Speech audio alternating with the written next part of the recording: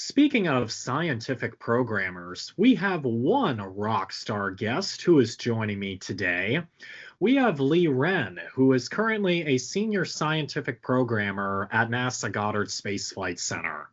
Lee, first of all, I just wanted to thank you so much for taking time out of your very busy schedule to talk with me today. How are you doing today? I'm doing really well, and I'd be happy to be here.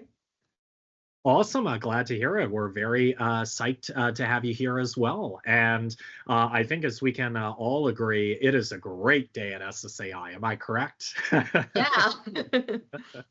Yeah, I'm looking forward to sharing what I'm doing. Thanks again for having me here.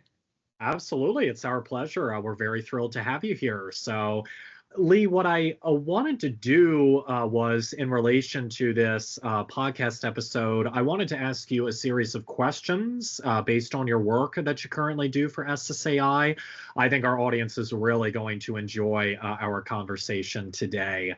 My first question I wanted to ask you was, could you please tell the audience about yourself and describe some of the projects you have worked on at SSAI? Sure. So hello, everyone. My name is Li Ren, as you may know, and I'm currently working at SSAI, projects supporting NASA Earth Science missions.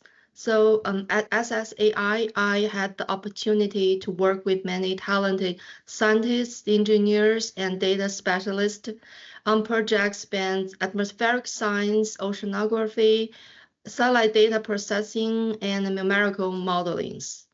So my role focuses on subseasonal to seasonal forecast, utilizing the coupled atmosphere-ocean models. These models are essential for understanding and predicting variabilities on timescales from weeks to months, with important applications in agriculture, water resource management, hazard planning, etc. So a key emphasis of my role is on ocean observation. So every day, more than 1 million of ocean observations were collected and go through various data quality control to get them ready for the ocean data simulation. So the data that we used from Argo profiling floats, mooring buoys, XBTs, CTDs, and the satellite measurement of sea surface height anomalies. Ingesting this data into the system helps improve the accuracy and reliability of the forecast. So I also involved in some research-oriented projects as well, include analyzing the model output to monitor and assess the behavior of the system, and also evaluate the forecast skills. So currently, I'm a co-PI on a project to look at the impact of marine heat waves, biological carbon export. So before diving into the work, I'd like to give you a brief introduction of what the marine heat wave is. So marine heat wave is extended period during which sea surface temperature is significantly above the average. So the marine heat wave has a great impact on marine ecosystem, on fisheries, and coastal communities. So my role in this project is to evaluate the quality of the forecast of marine heat waves and also develop an effective marine heat wave detection system. I also am involved in a project to evaluate the tropical Pacific Ocean observing system. So we study the impact of these different ocean observations, seasonal prediction, and focusing ENSO prediction. ENSO has a great impact on global weather system. So most recently, I've contributed to a new project to evaluate the impact of the U.S. Argo array on seasonal prediction. So for this initiative, I've excluded the U.S. Argo flows from the Argo data set and get them ready, and will run several experiments with this observation. And I'm really looking forward to analyze the result of all these experiments. So To summarize, I truly enjoy working on all these projects, and I also like to emphasize that working at SSAI has given me a unique opportunity to apply both scientific knowledge and technical skills to address real-world environmental challenges, from global monitoring of atmospheric and oceanic variabilities to improving forecasts and also supporting responses to extreme events like marine heat waves, floods, etc.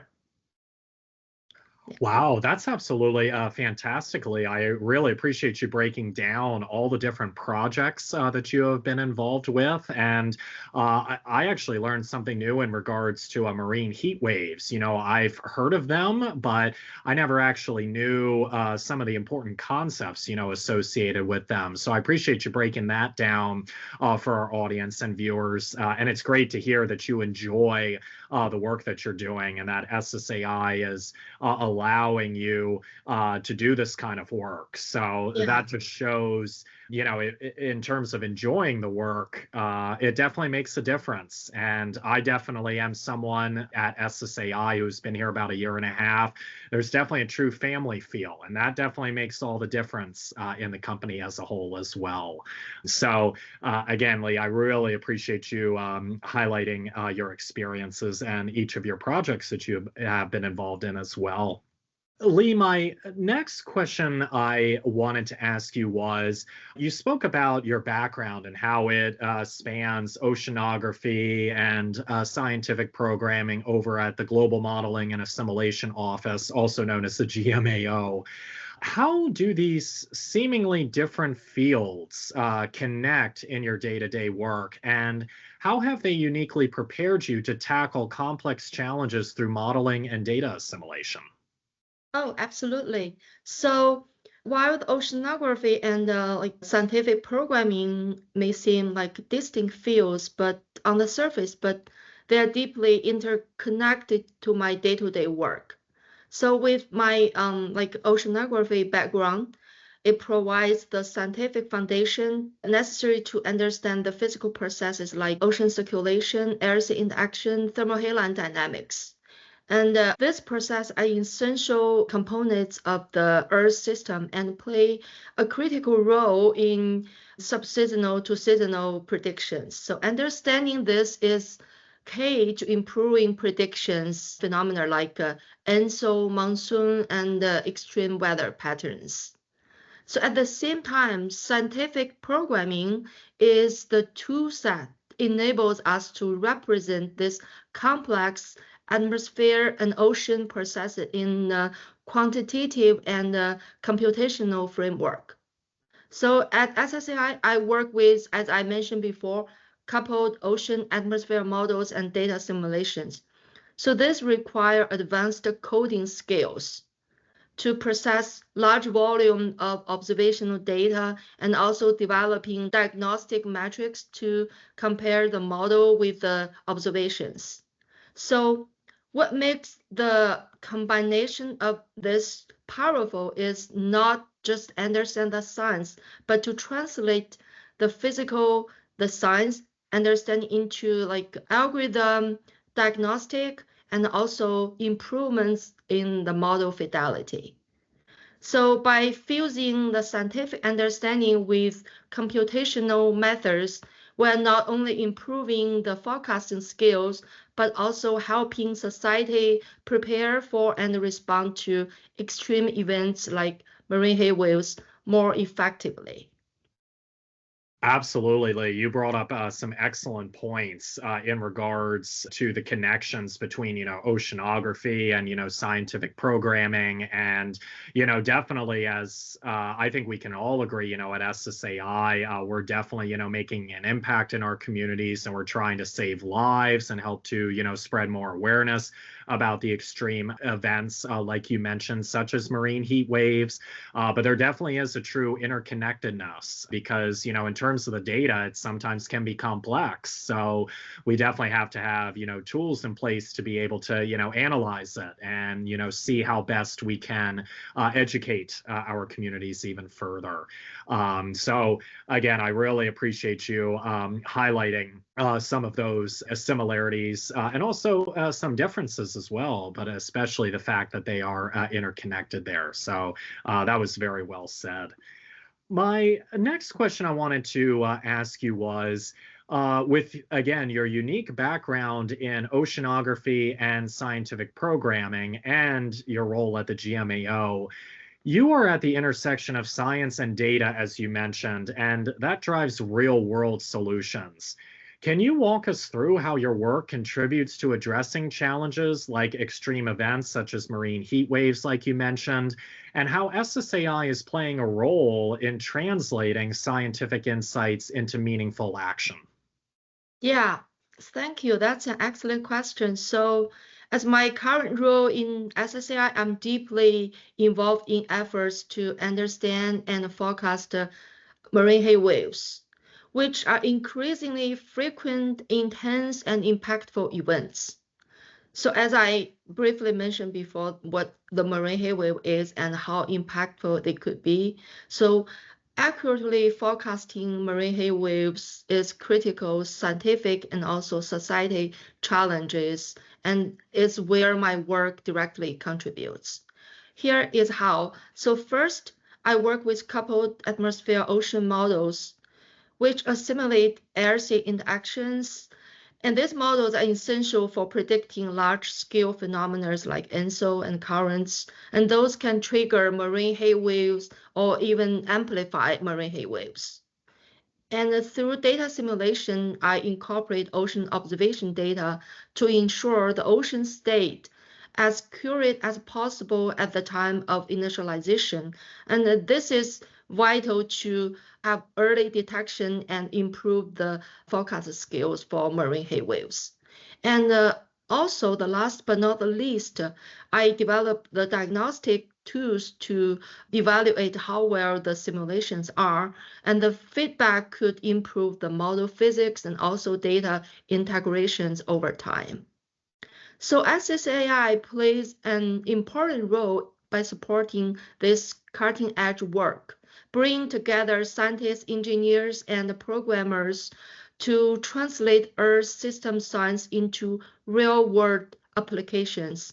So our marine heat wave forecast, for example, it could provide lead times to fishery communities to preparing for ecosystem shifts for groups that are responding to coral bleaching risks, and also for the policymakers on strategies for coastal communities.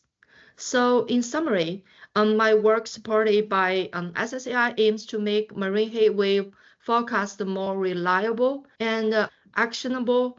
So by integrating the ocean observation with advanced modelings and also scientific programming, so we are helping bridging the gap between the research and the practical solutions.